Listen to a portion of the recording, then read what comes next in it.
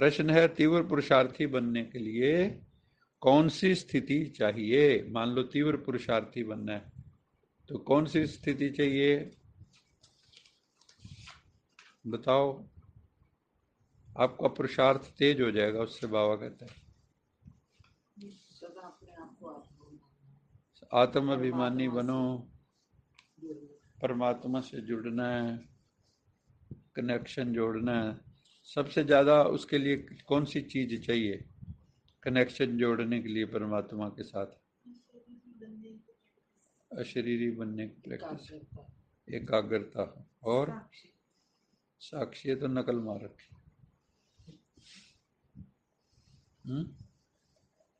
सही उत्तर क्यों है ये? क्योंकि नकल मार रखी है। नहीं, ये पढ़ रखी है ना।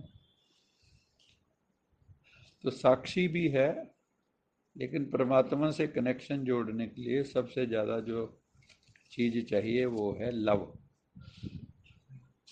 कौन सी चीज़ चाहिए?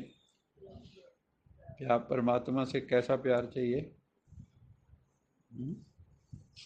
कैसा चाहिए प्यार? आप कई बार ये देखो अपने दिलों के अंदर कि हमारे दिल में प्यार कहीं है भी कि नहीं है, या ड्राई हो गया है? क्या उसको बोलते हैं? सूखाग्रस्त, ड्राउट हो गया, ड्राउट, सूखाग्रस्त एरिया।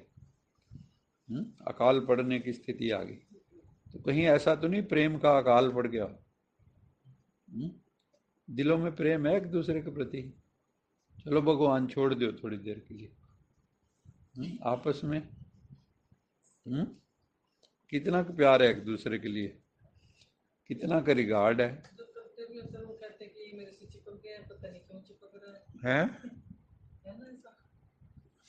जैसे प्यार किसी को करते भी हैं, हाँ, अपने अंदर से होता है वो, तो वो नहीं दिखावा, वो करते भी दिखावा है, ये तो दिखावा कर रहे हैं, मेरे से चिपकता जा रहा है ये वो इसलिए एक दूसरे को देख के प्यार तो खत्म ही हो गया। प्यार तो जाना नहीं, प्यार ऐसा होता है।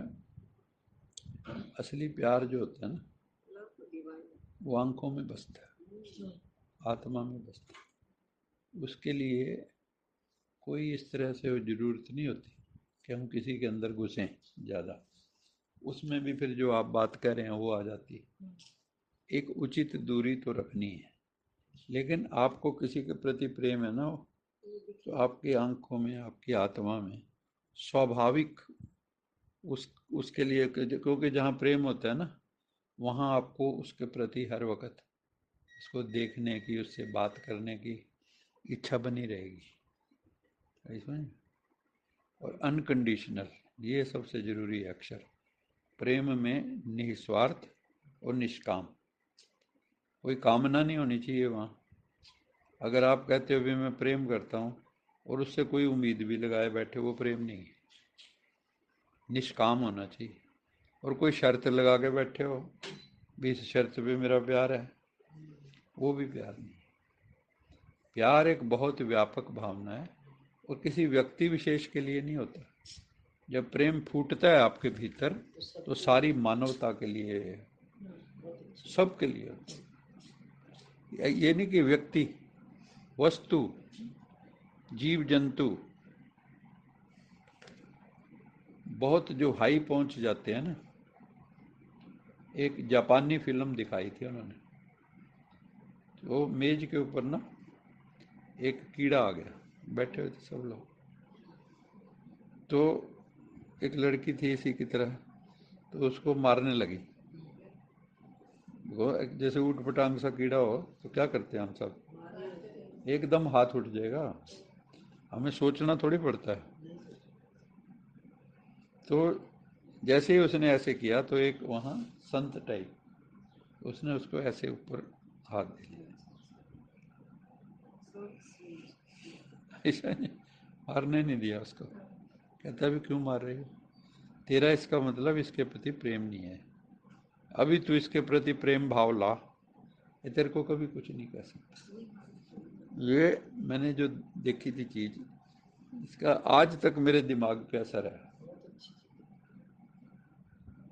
और ये सच्चाई है। जो जितने निश्चल हो जाते हैं ना, छल रहित, तो आप देखोगे एक और व्यक्ति दिखाते हैं, एक लड़की भी है, वो जंगल में जाती है तो हर तरह का जीव जंतु उसको आके गले लगा लेता है। कई बार उसमें दिखाते हैं यूट्यूब पे। ये नहीं कि उनकी रिश्तेदारी है कोई, है ना, काला बिल्ला आया वो पकड़ रहा है, शेर आया है वो उसको पकड़ रहा है, और सारे प्यार ऐसे कर रहे हैं जैसे ये हमारा जो है सिकिलदा है। ये कहाँ से आई ये चीज? वो कहता है बचपन से ही था। उससे पूछा एक बार इंटरव्यू में, भी ये क्या खेल है, तुमने ऐसी कौन सी साधना की? कहता है ये नहीं मुझे पता, लेकिन बचपन से ही जीव जंतु मेरी तरफ आकर्षित होते थे, या तो मैं पूर्व जन्मों में इनके साथ रहा हूँ और इनको इतना प्यार दिया है कि वो आज तक, मतलब उसकी वाइब्रेशन मेरे तन मन में भी है, और ये भी पकड़ते हैं अभी तक कि ये अनहार्मिंग है, ये कोई हमें हार्म नहीं पहुंचाएगा। तो ये बहुत बड़ी बात होती है। प्रेम छोटी घटना नहीं है। प्रेम अगर किसी के जीवन में आ जाए तो मुबारक मुबारक मुबारक। जितनी बार उसको मुबारक दो थोड़ी है। ये प्रेम बदनाम कर रखा है। वास्तव में प्रेम जैसी पवित्र वस्तु कोई है ही नहीं दुनिया में। ऐसा I love you, I love you को इतना नीचा कर दिया, ऐसा समझे, बहुत नीचा कर दिया। तो साक्षी स्थिति चाहिए, साक्षी होके हरेक के पार्ट को देखने का पुरुषार्थ करना है। देह और देह के संबंधों को भूलकर पूरा बैगर बनना है।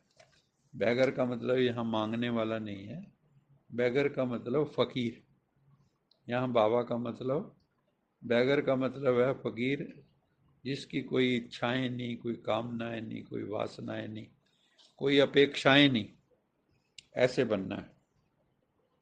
मेरा मुझ में कुछ नहीं, जो कुछ है सो तेरा। देही अभिमानी रहने की मेहनत करनी है। हर वक्त क्या बनना है? Soul conscious, soul conscious, soul conscious, soul. जिसको भी देखो, यहाँ देखो भ्रिकुटी में, ऐसे है ना। बहुत प्रैक्टिस चाहिए इसकी। सबसे हमारा पहला चैप्टर भी है और आखिरी चैप्टर भी है ना। साधना शुरू भी यहीं से होती है, पराकाष्ठा भी साधना की सोल कॉन्शियस स्थिति में स्थित हो जाने में। तो किसी के नाम रूप में फिर नहीं फंसना। आ गया ना, बाबा इसके ऊपर बड़ा बोलते आए ज्ञान में। आए थे हरि भजन को, टुटन लगे कपास। आए तो थे भगवान का भजन करने, याद करने, और ध्यान इधर उधर भटक रहा। नई नई यारियां दोस्तियां हो रही हैं। चलो ऊपर ऊपर तो ठीक है। तो बाबा कहता है फिर किसी के नाम रूप में फंस गए तो उसके बगैर रह नहीं सकते। ये जरूरी नहीं होता कोई लड़का लड़की होगी या स्त्री पुरुष होगा। लड़की लड़की में भी फंस सकती है, लड़का लड़के में भी फंस सकता है। उसका कोई दूसरा अर्थ नहीं होता, लेकिन उनको साथ रहने की कामना होती है बस। तो इसलिए नाम रूप में नहीं फंसना। अगर सोल कॉन्शियस होंगे, बाहर का नाम रूप, शरीर का नाम रूप, इससे ऊपर उठना है और परमात्मा में फंसना है। फंसना कहाँ है? भगवान में जितना मर्जी फंस जाओ, वो मुक्ति दे देगा। बाकी कहीं भी फंसोगे तो बेड़ा गर्क, आगे ठंडी सड़क। तो बेड़ा गर्क नहीं करना, अपना बेड़ा तारना है। ड्रामा में होगा तो पुरुषार्थ कर लेंगे। कई कहते हैं जो किस्मत में लिखा होगा हो जाएगा, लेकिन रोटी खाने वक्त नहीं कहते ये बात। रोटी खानी लिखी होगी तो खा लूंगा, दूध पीना होगा तो पी लूंगा, कहता है कभी? उस वक्त तो बड़ी तैयारी हो जाती है ना। तो लेकिन जब पुरुषार्थ करना होता है तो कहते ड्रामा में होगा तो हो जाएगा। ऐसा सोचकर पुरुषार्थहीन नहीं बनना है। साक्षी हो दूसरों के पुरुषार्थ को देखते हुए तीव्र पुरुषार्थी बनना है। अच्छा मीठे मीठे सिकिलदे बच्चों प्रति माता पिता याद प्यार, गुड मॉर्निंग, गुड नाइट, रूहानी बाप के रूहानी बच्चों को नमस्ते। हम रूहानी बच्चों की रूहानी माता पिता बाप दादा को याद प्यार, गुड मॉर्निंग, गुड नाइट और नमस्ते सदा रहो। कहीं नहीं बन जाओ, बांध लो अपने, चलो प्रभु के। वाहिगुरु जी का खालसा, वाहिगुरु जी की बोल साचे दरबार की जय।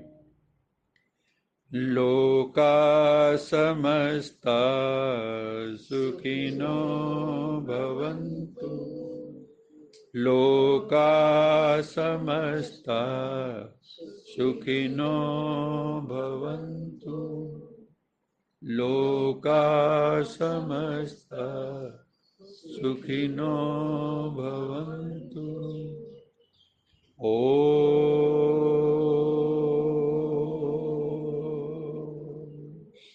शांति शांति शांति।